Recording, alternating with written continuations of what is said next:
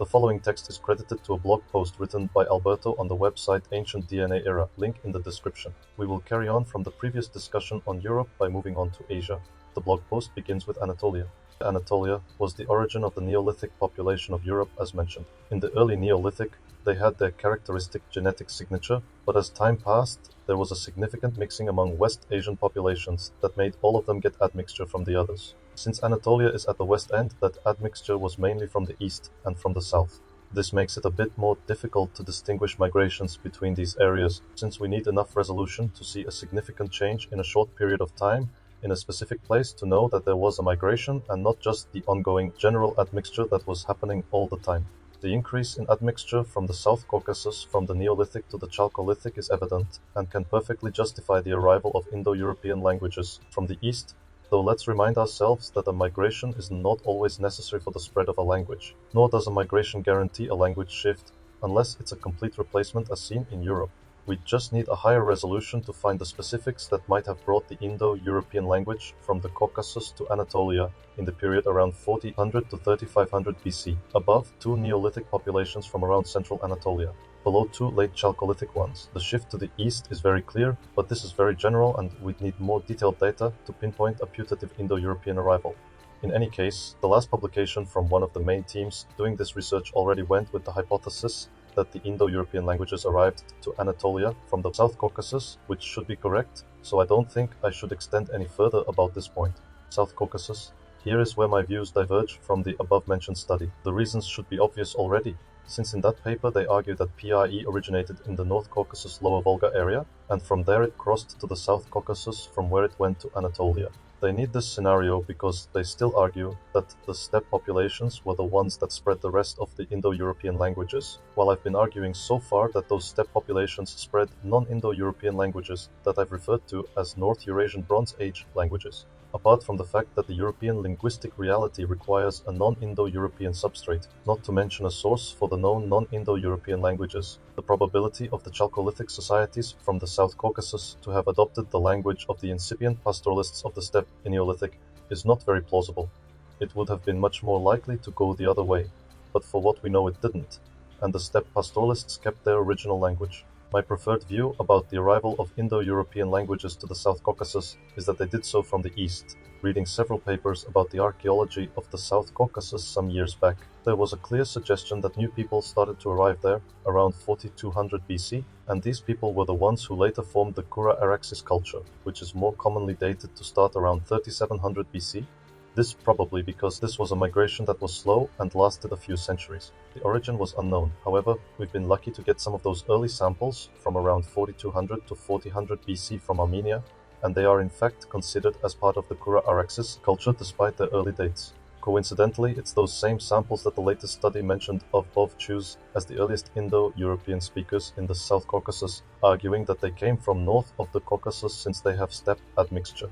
However, those samples also have admixture from the east, and crucially they happen to carry a strange male lineage, the Y chromosome haplogroup L1A, which is quite rare, but clearly came from much further east and not from the steppe. Later samples are more clear in their autosomal profile, so as an illustration here are the oldest three samples, other than those from the 5th millennium BC from the Arini cave from the Kura-Araxes culture, dated to the late 4th millennium BC, as well as the three oldest from the Maykop culture from the northwest Caucasus. Also from the 4th millennium BC as seen, the largest part is still local, but there are some significant contributions from the north and from the east, represented by some samples. From Turkmenistan, Geoxia Neolithic. I said above that an arrival from the east would be my preferred scenario, because I don't consider it completely necessary.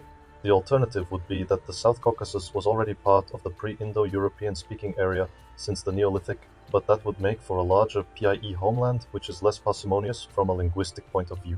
The second matter I want to examine from this area is a hypothesis that if corrected would be important, not so much for the Indo-European languages, but mostly for the North Eurasian Bronze Age languages. It's the origin of the Hurrians. Hurrians from the steppe. I'll start by looking at some linguistic considerations that first brought my attention to this topic. For a long time, linguists have tried to find the origin of the Basque language, or at least to find some other language related to it. The most recurring suggestions have always linked it to the Caucasus languages, and more specifically to the northeast Caucasus ones. This, of course, was a very controversial hypothesis, given the distance between the Basque country and the Caucasus, together with the lack of any plausible connection from a cultural or population level. As an example of this hypothesis, here's a quote from one of its more recent and prominent proponents, John D. Bengtsson, from his book Basque and Closest Relatives, A New Paradigm, quote, "In direct contradiction of these kinds of statements brackets," he's referring to the uniqueness of Basque close brackets. The thesis of this book is that Basque is demonstrably related to other languages, i.e., that the scientific analysis of the evidence leads to the most probable conclusion that Basque is, at first remove, most closely related to the North Caucasian language family. End quote. However, with all the data that we now have, a connection between the Basque country and the North Caucasus has become much easier to explain, given that Basques, just as all the rest of Western and North Europeans, came from the steppe, and that the North Caucasus is just bordering the steppe from which they came from. Everything indicates too that Basque is indeed a relict from the languages spoken by the corded Ware Horizon people who settled most of Europe around 3000 to 2500 BC, and North Caucasians are the modern population that's genetically closest to the original steppe people, while the Caucasus Mountains are an area where their language could have survived more easily once the Indo European languages replaced it throughout the steppe. The next link in this chain is the fact that those looking for the origin of North Caucasian languages have found Hurrian and Eurasian as the most likely ancestors. While I can't assess any of this from a linguistic point of view, I'd like to look at the genetic evidence that we have and could help solve these questions. We know more or less that people from the steppe started to cross the Caucasus around the second half of the 3rd millennium BC, during the late Yamnaya period or early Catacomb I. We more or less know that horses were domesticated around the middle of the 3rd millennium BC in the steppe, somewhere between the Caspian and the Black Sea, and these horses must have started to be traded across the Caucasus shortly after. Whether the domestication of the horse and its trade was the reason why people from the steppe started to venture into West Asia is unclear, but it probably helped that a trade was established. The oldest references to Hurrians that we have date to around that period. Their strong connection to horses is well known. Quote, "It seems that one of the first important results of the Mosen-Urkesh excavations, at least from the point of view of Indo-European studies, was the discovery of a beautiful sculptural image of a horse head dating from the middle of the 3rd millennium BC, from much later representations of horses, possibly continuing the same Hurro-Eurasian tradition. One may particularly compare a bronze horse head from Khmer Blur. Subsequent findings in Mosen-Urkesh have shown a number of horse figurines coming from the storeroom of Tapkish's palace, some of which represent the domesticated animal. These numerous figurines, which belong to the following period of the history of Urkesh, in the last quarter of the 3rd millennium BC, make it clear that the horse was extremely important in the life of the society. Particularly interesting seem horse figurines showing the harness, thus documenting the use of horses in transportation."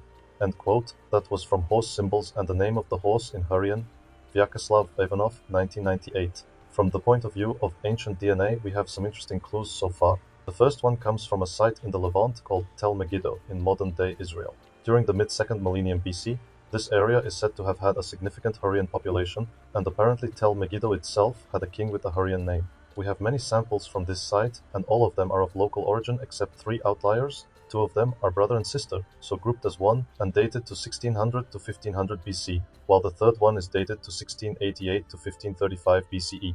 This is how the local samples from the same period look like, and this is how the outliers look like. Clearly, these outliers had steppe origins, with the brother probably having the typical paternal lineage of the Yamnaya people, but due to low resolution in the Y chromosome, we don't know for sure since it's just labeled as R without the subclave. Of course, we don't know if these outliers were Hurrians or not, but given the historical knowledge, it seems more likely that they were indeed Hurrians rather than some random travelers. The second clue comes from later Hurrian and Eurasian samples, which are already from circa 1000 BC and later, and the steppe ancestry has greatly diluted, but the males remain having largely the Yamnaya paternal lineage. None of these clues alone can tell us if Hurrians came from the steppe, but together they do make for a compelling case. Ultimately, we'll need to wait for samples from early Hurrians to know with certainty. However, things may become a bit more complicated when we take a look again at a possible role of the Yamnaya population from the steppe when we get back to Europe, Central Asia and North India.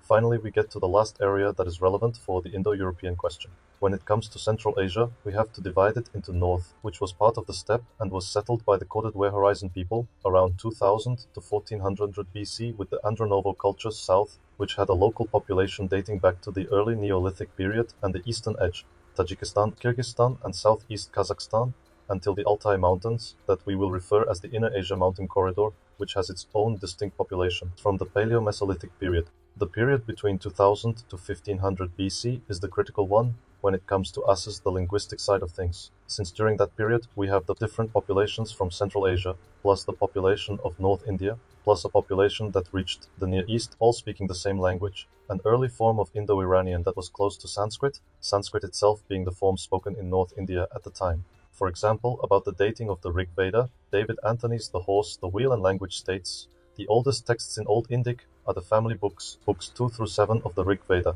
These hymns and prayers were compiled into books or mandalas about 1500 to 1300 BCE, but many had been composed earlier. End quote. This means that since the population from the steppe had just arrived to the area from the west, either they switched to the language spoken in those other places during the 2000 to 1500 BC period, or that they managed to spread their own language to all of those places during that same period of time. The most accepted traditional view has been that the latter is what happened. Here instead we will explain that the former is the scenario that is compatible with all the data that we have. With regards to genetics, it's relatively simple. What we see is that during that period of 2000 to 1500 BC, there is a low-level admixture in both populations of north and south from each other. This was largely mediated via females, since the male lineages largely remain unchanged in both of them. Basically, there's really not much in the genetics that would suggest a language shift from any of them, though there is enough to see that they were in contact, and therefore a language transfer is compatible with the data. But this had to be more due to the cultural exchange than to actual migrations. Here are the samples we have from Turan from that period. The earliest we have from after 2000 BC is dated to 1650 BC, and they go down to 1250 BC. Meanwhile, the steppe populations during that same period were much more diverse, with some complex admixture in many individuals, while others stayed much more unadmixed, as seen in the two figures below. The archaeology in which the traditional view of Indo-Iranians being originally from the steppe is based is now mostly outdated.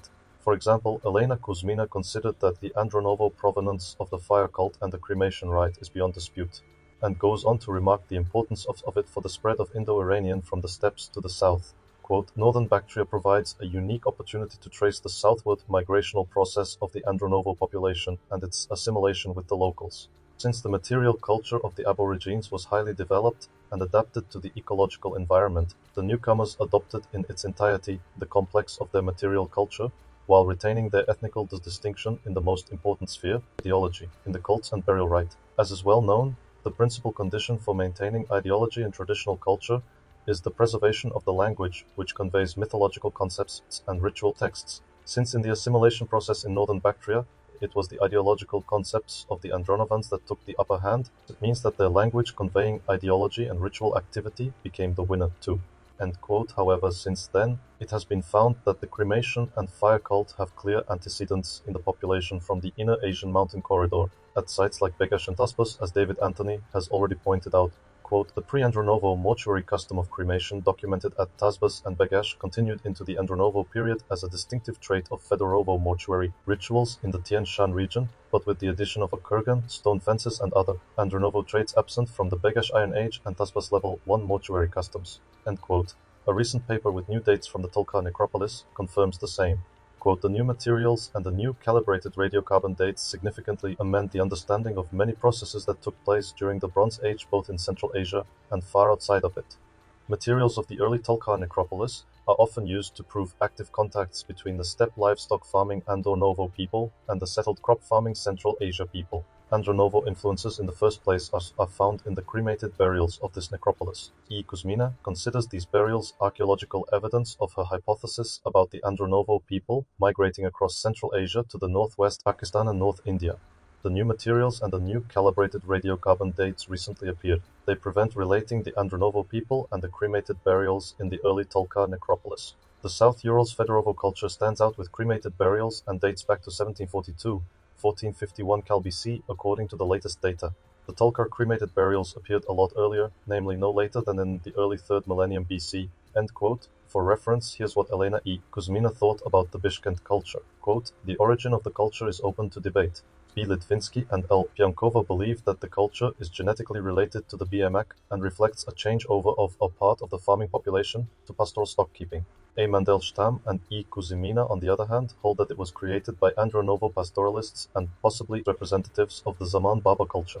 They came to use the ceramics of the neighboring farmers and also began making handmade pottery. which imitated in shape that produced on the potter's wheel. Of decisive importance is the evidence concerning the burial rite. The early monuments of the Bishkent culture maintain the characteristic features of the Andronovo Fedorovo burial tradition: burial mound, enclosure, stone cist, cremation, swastika, and the handmade ceramics. Later, there appeared graves with a downward passage and catacombs. The origin of this rite in Central Asia remains debatable. It is known both in the Bactria Margiana culture, but its genesis there is unclear, and in the Zaman Baba culture, where it may be a heritage of the catacomb culture of the European steppe.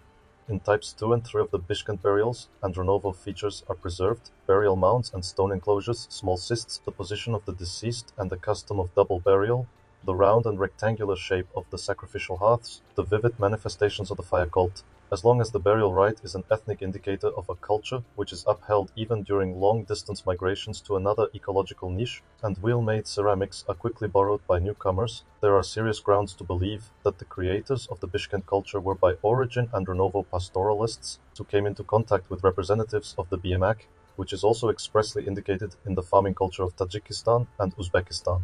End quote. The Bishkent related Vaksh culture also predates Andronovo. Quote, recent discoveries and radiocarbon dates provide good evidence to consider anew the Vaksh culture of southern Tajikistan. This culture is almost exclusively identified by its burials under kurgans, except for one settlement, and by its handmade pottery. A detailed classification of the pottery coupled with the available dates or comparisons is presented here. It can now safely be dated between the second half of the 3rd millennium and the 17th century BC as shown by radiocarbon dates, and is thus contemporary with the Bactria Margiana archaeological complex. A few Vaksh pots have been found in southern Bactria, here up to Herat, and parallels can also be found in graves from Gono Deep. It has no connection with the Andronovo culture, but presents affinities with communities of the Altai-Xinjiang area. End quote. Again, E.E. Kuzmina on the Bishkent Vaksh culture. Quote, A.M. Mandelstam conducted a systematic analysis of the funeral practice of the Bishkent culture and demonstrated specific correspondences with Indo-Aryan practices. He viewed the Bishkent culture as cattle raising, coming from the northwest in transit to India, and he noted its similarity to the Andronovo culture. B. A. Litvinsky connected this culture with the Nuristani languages and showed its analogies in Swat. E. E. Kuzmina emphasized the Indo-Iranian attribution of the culture, its connection with Swat and Gomol, and the participation of the Zaman Baba and Andronovo components in its formation. End quote. Moreover, the archaeology that Kuzmina cites for the expansion of the Indo-Iranians to the south is dated to very late layers of the sites she mentions, like Bustan or Jarkutan, where steppe finds are in the layers from around 1000 BC, which is 1000 years too late for the spread of Indo-Iranian. The samples we have from those sites that date to the period from 1650 to 1250 BC are local people, with the slight steppe admixture as seen above. She also refers to the light skin and eyes of some modern populations of North India, Pakistan as a proof of the steppe origin of their language, which is something irrelevant for many reasons that I won't extend here about. Basically no evidence at all for the sort of huge events that should have happened in order for the Indo-Iranian languages to spread from the steppe to such a big area in such a short period of time, nor any evidence that the people from the steppe could have spoken an Indo-European language in the first place. Instead, we have a much easier explanation for the steppe populations to have acquired the Indo-Iranian language from their southern neighbors, along with much of the culture, technology, rituals, and economy, for the change in the economy of the steppe population before and after the contact with the populations of Turan and Inner Asian Mountain Corridor. A graph from David Anthony's The Horse, the Wheel and Language is quite revealing, showing the change of diet from an animal-based to a mixed one. When it comes to India, unfortunately, the ancient DNA record is almost completely missing. Very few samples have been analyzed so far and none of them published. But the DNA we have from the surrounding areas already tells us with high confidence how the early Vedic people should look like, basically just like their predecessors from the Indus Valley civilization. We don't have direct samples from the latter either, but we have outliers from the surroundings that clearly had an Indian origin. The ones from the Indus Valley itself should look similar, but with a significantly higher proportion of the specific Indian signature, usually referred to as Ancient South Indian. And indeed, the unpublished samples from the core Vedic area dating to the mid-2nd millennium BC are, as far as I know, exactly like that, but we still have to wait for samples to be published in order to be certain about it. Some of the genetic remarks in the literature that suggest that Indic speakers came from the steppe are based on modern DNA, and as in the case of Kuzmina's mention to the light skin and eyes of modern Dardic and Nuristani people, I won't comment of the details of why they are irrelevant. Overall, the hypothesis of Indo-Iranian languages reaching India from the steppe is simply not possible with the current data available. If some surprising evidence emerges at some point, we could revisit the subject, but for now there's not much more to say about it. Now let's briefly mention the Mitanni people that moved to the Near East in the 2nd mil BC. They have been usually considered an Indo-Aryan population, but that's just because at the time they started to move to the west, Proto-Indo-Iranian was just starting to break up, and all the dialects from that time are similar to Sanskrit. The Mitanni kingdom itself is first mentioned around 1550 BC, but the people must have started to arrive quite a bit earlier. We lack Mitanni samples so far, and the closest we have is an outlier from the site of Alalak in the Levant, dating to circa 1550 BC, which has a clear origin in Turan. But of course, we don't know if it's a Mitanni sample or not. However, given the origin of the Mitanni and their language, they should all look the same to that sample, i.e., like all other samples from Turan, though as time passes with local admixture, obviously, like the one shown by the later Iron Age samples from Ascalon in the southern Levant, included below too, dating to around 1200 to 1100 BC. Once more, we'll have to wait for more relevant samples to confirm this. With the above said, the question still remains as to where was the origin of Indo-Iranian. And in my opinion, the only way to explain the successful spread of the language is consider that Proto-Indo-Iranian became a prestige language and eventually a lingua franca during the mature period of the IVC and BMAC, which would be around 2500 to 2000 BC. There seems to be no other way that can easily explain the fact that this language was spoken in both places at the same time.